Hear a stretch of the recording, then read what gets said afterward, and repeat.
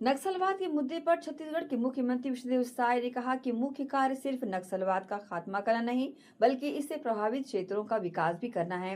इसके लिए हम विभिन्न योजनाएं शुरू कर रहे हैं और नियमित रूप से सुरक्षा शिविर खोले जा रहे हैं। केंद्रीय गृह मंत्री ने इसका क्षेत्रफल भी बढ़ाया है और वहां लगातार विकास भी हो रहा है। वहीं SIR को लेकर मुख्यमंत्री विष्णुदेव साय ने कहा कि हम SIR का स्वागत करते हैं। विपक्ष अवसरवादी है और उनका कोई रुख नहीं है कि ये फिर से हथियार न उठा पाए।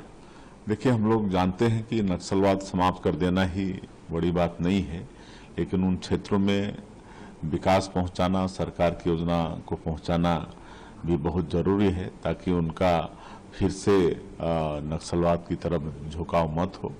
और इसके लिए हम लोगों ने नियत नीलानार आपका सुंदर गांव ऐसा योजना के माध्यम से सरकार की योजनाओं को पहुंचा रहे हैं। लगातार सुरक्षा कैंप खुल रहे हैं और अब तो माननीय गृह मंत्री जी ने उसका वो क्षेत्रफल भी बढ़ा दिया है। पहले एक सुरक्षा कैंप के 5 किलोमीटर रेडियस में विकास होता था, लेकिन अब उसको डबल कर दिया है उन्होंने, 10 किलोमीटर कर दिया है।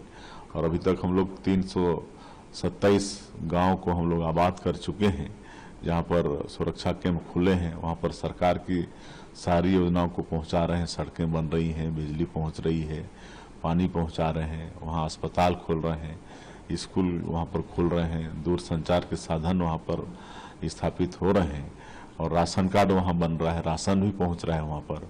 तो इस तरह से विकास को भी वहां पर पहुंचा रहे हैं और लगातार और भी वहां पर सरकार की योजनाओं को पहुंचाएंगे ताकि वो लोग विकास की मुख्यधारा से हमेशा जुड़े रहें।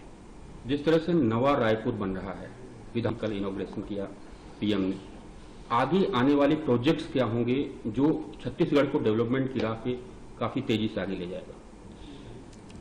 एक तो बड़ा सौभाग्य कि कल स्थापना दिवस के अवसर पर माननीय प्रधानमंत्री जी हमारे छत्तीसगढ़ में थे और उनके कर कमलों से हमारा जो विधानसभा का नया भवन बन के तैयार हुआ है उसका इनॉग्रेशन भी हुआ, उसका उन्होंने लोकार्पण किया। और नया रायपुर को हम लोग बहुत अच्छे से डेवलप कर रहे हैं। वहाँ पर उद्योग भी आ रहे हैं। नई उद्योग नीति हम लोग लाए हैं, नई उद्योग नीति वर्ष 2024-30 और इसको काफ़ी सराहना मिल रही है हमारी उद्योग नीति को। और पिछले 10 महीने में ही करीब 7.5 लाख करोड़ के निवेश प्रस्ताव मतलब हमारे प्रदेश को मिल चुका है। और खाली प्रस्ताव ही नहीं मिला है बल्कि धरातल में काम भी स्टार्ट हो गया है।